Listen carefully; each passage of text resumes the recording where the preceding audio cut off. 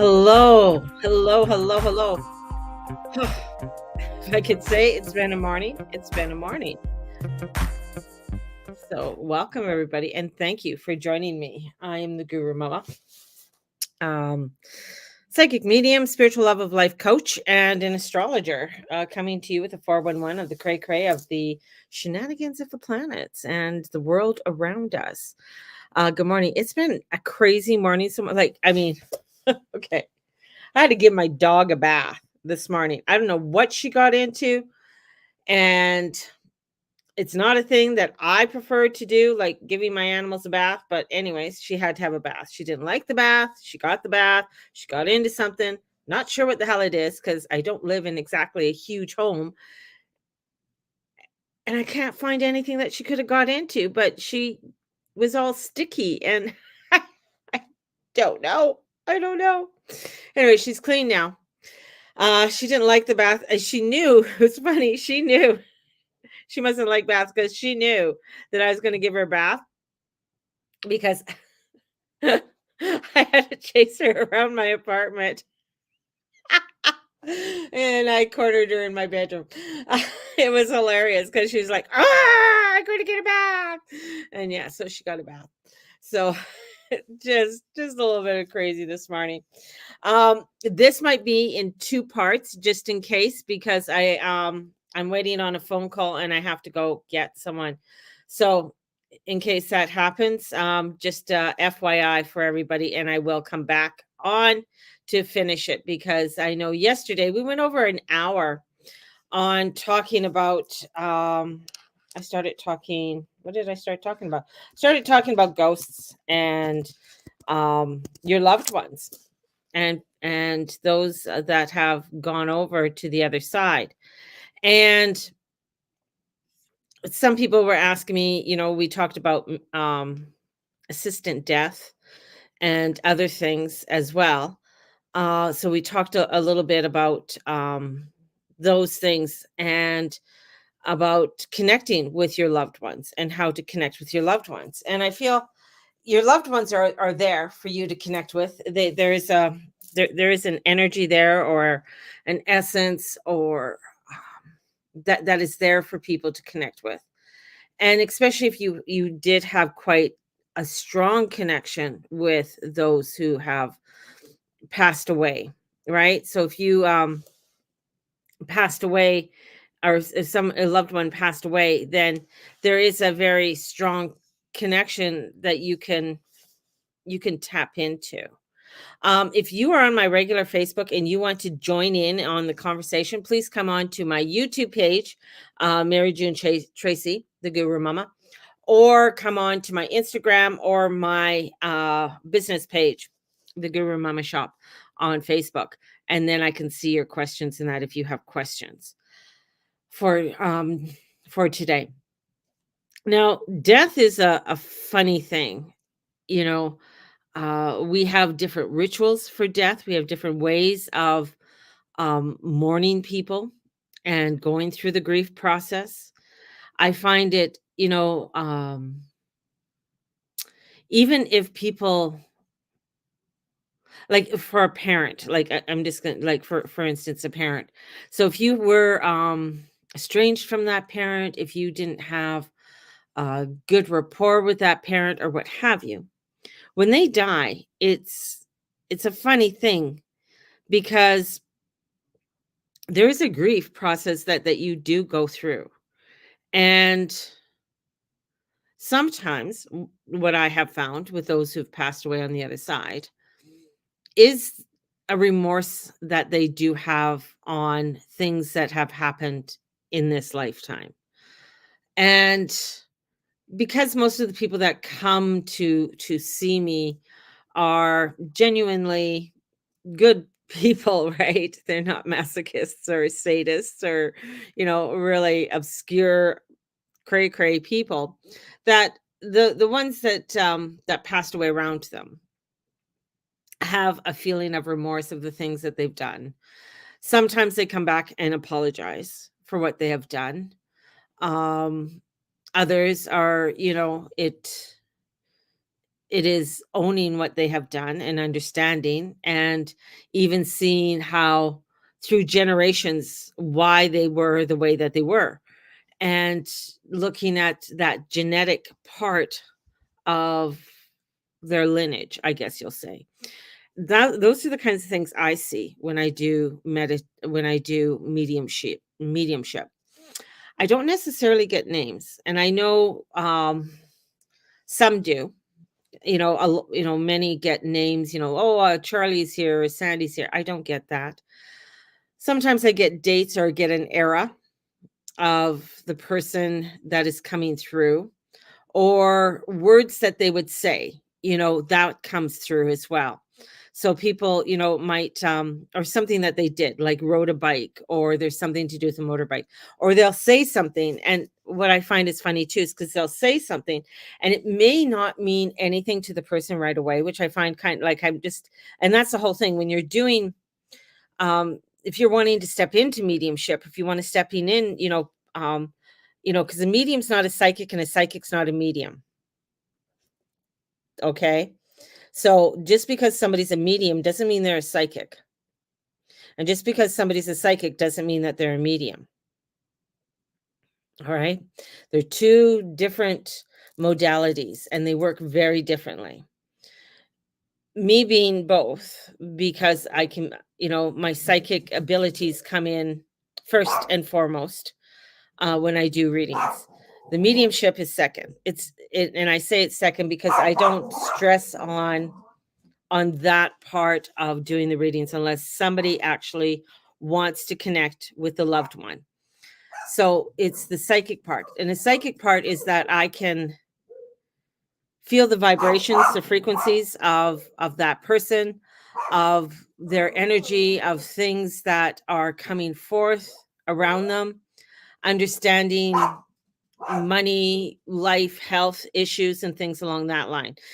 That's what it's, that's sort of a rough explanation of what a psychic is. A medium is one that connects with those who have passed away, those that are on the other side, and seeing or feeling energies of ghosts. That's a mediumship. And getting into being a medium is when your energy and their energy connect in sort of a midpoint and you bring down the information to them. The thing is that in the way I do it, I don't get, people ask me, is there any last words of what the person said? Sometimes I don't get that. I don't. I get either they're doing fine and, if there is a message, they'll let me know there's a message. We on this earth walk want a message. We want something profound that person said at the last moment of their breath. And sometimes when just before people die, let's say they're in hospice or they've been ill for a long time,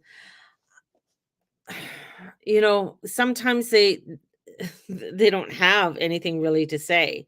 Sometimes there's a lot of fear in that transition of where they're going because they don't understand or they haven't made peace with a part of their life, at this time.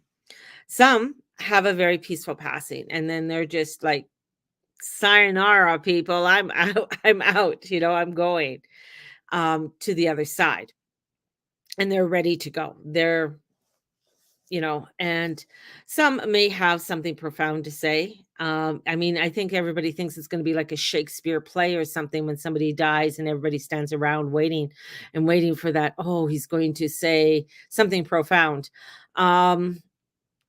Not likely. If there was something sometimes between you and that person that they will give you a sign that they're around, I might get the premonition that it might be a butterfly. It's usually like a butterfly or some sort of bird or flower or something like that. And going back to trusting, what comes through is really 100% because that person may not understand what you're saying. I've had where I think it was her father was coming through and he kept on telling me a number. And she goes, that number doesn't make any sense. And I'm like, well, I don't know, but he says he's it's a number that he's telling me, and when I get a number and they're really showing it to me, I have to trust it, because the message isn't for me, it's for them, and it may not make sense. And it didn't make sense to her till the end, and then it dawned on her, her son's number was the number I was telling her on his hockey jersey. You know, and I said, "Well, I have no idea either." And that's the whole thing, is like, people want, when you say that you don't know, you just have to go with by what you come up with. I have to trust it. That's it. That's all there is. The other part too is, like, in giving a reading or doing a reading for people, it's making sure that there's substance there, that there's something there for them to do. Many, when they come in for a reading, don't want a spiritual reading. They don't wanna hear that I'm telling them that they have to go pray. They don't wanna hear that, but that's what their guides or their angels and is coming forth and saying, "This is what this person needs to do if they wanna change things in their life." And it's those types of things that come through are the things that they don't wanna hear. They wanna hear, that Johnny's going to come back to them, and I'm just like, you know, it's funny. I want Johnny back. Well, why do you want Johnny back? You broke up with him. I miss him. No, you miss, and that's where you got, the psychology part sometimes comes in, and being a psychic, because it's like, yes, being a psychic is one thing, but then there's also, when the person says, well, I want him back. Um, and you have to go into, like, the whole thing of why do you want him back, and the whole bit, because you got rid of him to begin with, so there's something there you didn't want. It's just that energy or that thought or that something there that you're missing. And that's where then the psychic part can come in, because then I can see, oh, okay, I can see why you really want somebody back, because you are looking for that comfort and that part that you didn't get as a child, and then that comes through and they're just like, whoa, that's not what they expected. But, it comes through. So that's the type of readings I do. Um, I do readings that hopefully help you to heal, to understand that there are, that we have work to do. Anyways, so my readings, as a lot of people have said, I shoot from the hip, and they can be pretty blunt and sometimes unbelievable. Like, they don't believe what I'm saying. It's like, well, I don't, like, that doesn't make any sense to me, kind of thing. And I just have to trust in what I say. And then I find that they come back and talk to me 6 months from that time, or a year, and they're like, holy shit, everything you said was correct. And everything that you were telling me, I didn't really believe you, which is fine.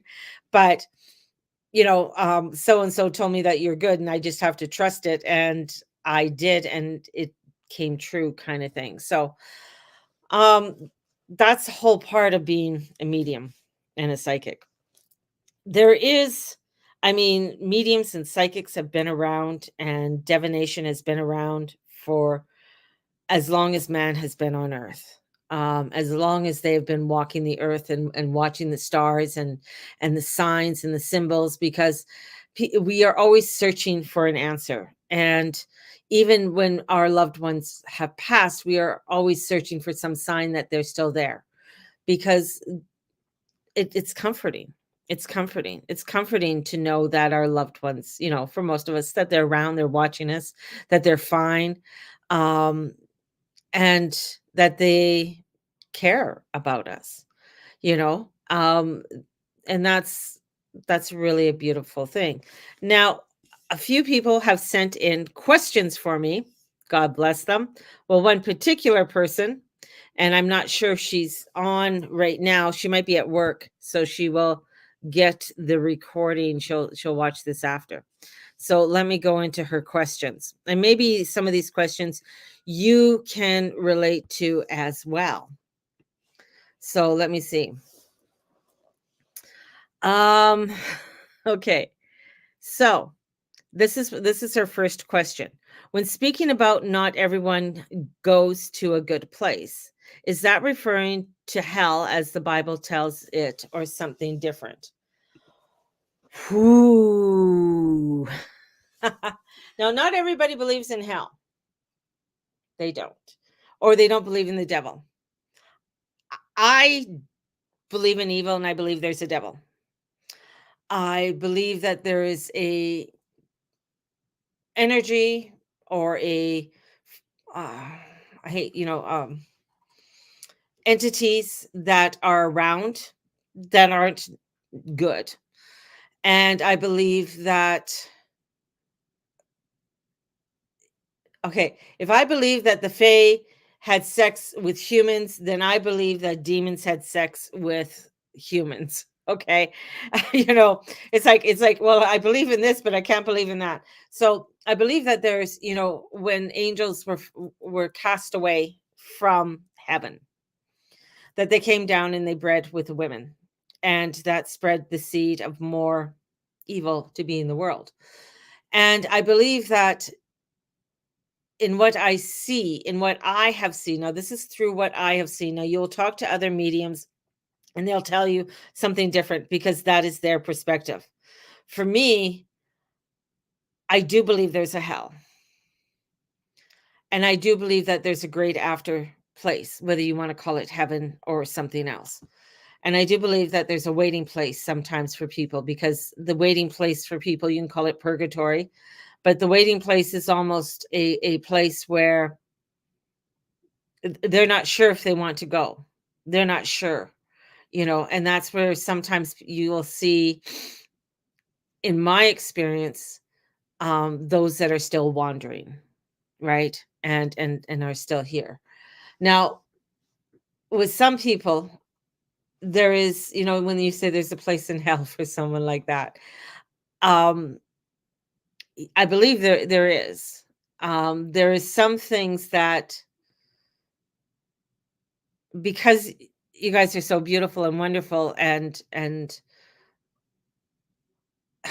I know precious, there are things in this world that are unspeakable or unseen, that totally unfathom. It's like things that are done, if you've seen them, you can't unsee them. But there's a place for those people. And saying that they go to hell. Now this is to my understanding of what it is. This isn't I guess biblical or whatever. It's just through my experience, is that in this place, it's also a place of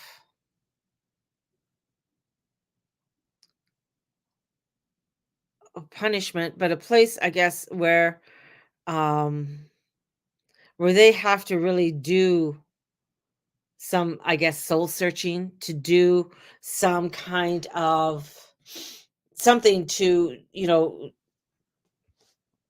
rectify for whatever they done. And many times in trying to rectify for what they've done, is that they're sent back down here to earth, not to punish us, but for them to really start to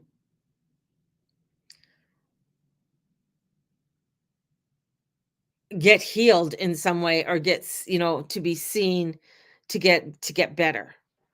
um I don't know if I'm explaining this right, because it's kind of, it's very complicated. In my mind, it's complicated into saying the words and wanting to say the words so they're not, because I'm on an open forum, uh, to be not overly offensive, I guess, to people. And I know I don't usually want to be, people say, well, I don't care. Well, in some ways I do care, because I want to build my platform, you know. So, and building my platform builds my business. So, in understanding that some people go to this place called hell, to go to this place that is a place where they to get reformed, I guess. It's a different place from where people commit suicide. That's a different section, I guess you'll say, of the dimensions. And it is another sort of, I'm going to say, like a dimension. It's like it's a place where, in getting that reformed, and then with some having to say, okay, or the only way for you to be to be reformed and to fully re-intact your soul is you have to go back down. And some people who don't have a full soul, that's the other crazy thing, um, has to really work at what they have to come down here to learn. You could call it karma or what have you. Karma is not evil. Karma is not bad. Karma has a neutral vibration. It is neither good nor bad. All right. And when people say, "Oh, I hope karma bites your butt," and I'm just like, well, which karma? Like, you're wanting the bad karma to bite my butt? Then if you're wanting bad karma to bite my butt, remember, there's also the 3 times fold. So, when people say, "I hope karma bites their butt," I've said it too. And I'm just like, whoa, then remember, everybody's a reflection. So that's just a little side note there. All right.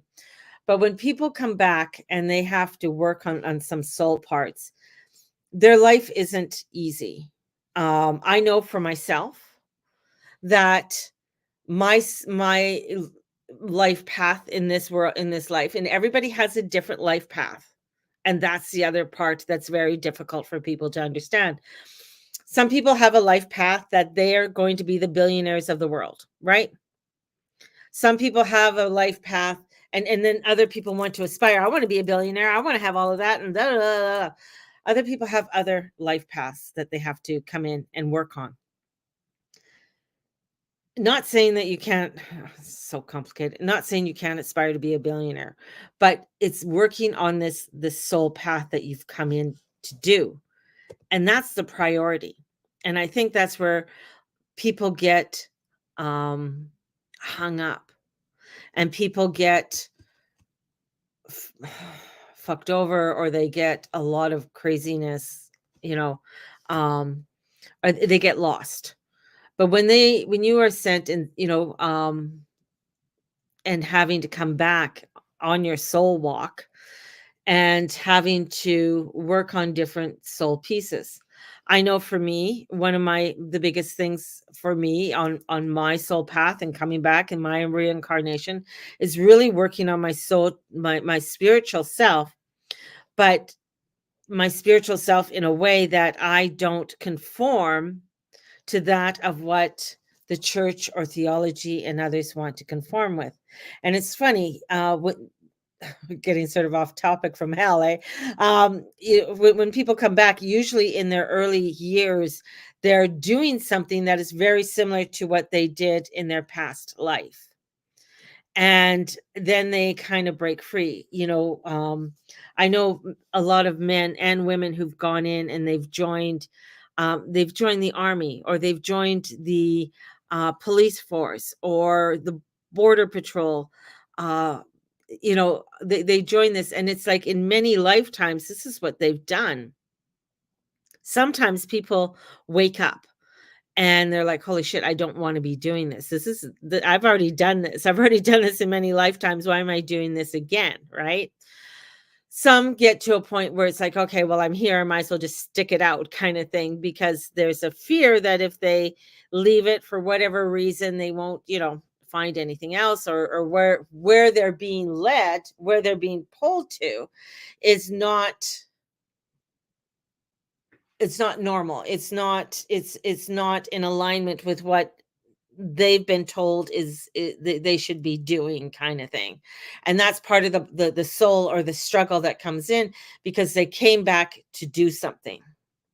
Now, some who've gone to hell, and this is all from my perspective, people, that I have noticed that there are people that will not come back. There are people that have been on this earth, that's it. The powers that be will not allow them back on this earth. And if they come back on this earth, because of what they've done and the havoc that they caused, they, it would be very, very traumatic kind of thing. So there are different energies or different things. Like, I'm going to say, like Dracula, he will not come back. He was a horrific, horrible, delusional person and very much a sadist, however you want to say, and he will not come back. Genghis Khan, he will not come back. Although he lives on in 90% of the population of the world because we have like a portion of his DNA within us because he was such a little fucker, you know. But there's certain energies. Hitler is a unique one because going into his energy and stuff, because there's a part of him that yeah, he's not back yet. Although people think he is. But he's one of the ones that are still there. Still there. And still won't come back. Now I know there's people think of other people that they might think about, but I'm looking at ones who are very much made a huge worldly impact that is in a very negative way. Um, and those ones are kind of like in top lockdown. That's how I see it. They're in top lockdown. That's the best way of looking at it. So, um, to answer, and anybody knows when you ask me a question, it kind of opens up a whole gateway of so much information. So yeah, so for that end, when I was speaking about a good place, not everyone goes to a good place, speaking about that yesterday. And then there are those places that, yeah, there is some beautiful where people go to and then they enter into, you know. And then they go into, yeah, well, purgatory is just mentioning is like a holding place. That's how I see it. It's a holding place of those who get fearful. This kind of the in-between world. And they get fearful of not wanting to go forward and not wanting to move towards the next step or the next dimension that they are supposed to enter into. And they kind of have this holding spot. And some come through, back and forth through the veil, right? When you see really haunted homes, like really like Amityville Horror, and there's a few others. Um, some of those entities that are there, that are trapped there, are ones that are able to move back and forth through the veil, right? And as much as people want to cleanse some of these places, they can't be cleansed. Now, the reasoning why, either they have an agreement or a tether to this world that they're able to be here to do that, to teach or what have you. Um, but there are those places that, that are just, yeah, they're haunted and they're, um, people want to go and investigate and want to go look at it and stuff like that. And it's pretty, they're pretty creepy. Me personally, it's like, why why am I going to a haunted, to an old prison that's been abandoned that did hanging in the center of it and stuff like that? It's just like, I know they're there. Could I do a tour of it? Probably. I mean, um, but I know that they'd be probably pretty pissed off if I stood on there because I know I can piss off energies very easily just because of who I am and what I have done and what I understand, because I have done exorcisms. I have done and worked with shamans, and I have worked with a priest on one or two occasions to do things. And so that they can sort of feel that vibration within me. Do I do that now? No, no. It does take a toll on your body in doing things like that. Um, it's very heavy and it does take a toll. Even doing soul retrievals takes a huge weight on your body. You could even with the cleansing and the clearing and everything else like that, it can be that. I was physically ill after a ghost tour from the house in downtown Calgary. Really, I believe it, and it's depending who's doing the ghost tour too. Um, Girl from Fort was it if it was a ghost tour with me, I'm going to totally apologize. Because I really when I do a tour and have done a tour with people, I make sure I call in Archangel Michael when I do a ghost tour, um, and ask, um and ask for protection and stuff like that. Although some things are very, sensitive. Some people are extremely sensitive, and it's all depending on what house. Because 'cause I'm not sure the only house that I've ever done a tour in or been in and worked in was the one off of 4th Street, and I think it was on 12th Avenue. Andrea who used to own a store.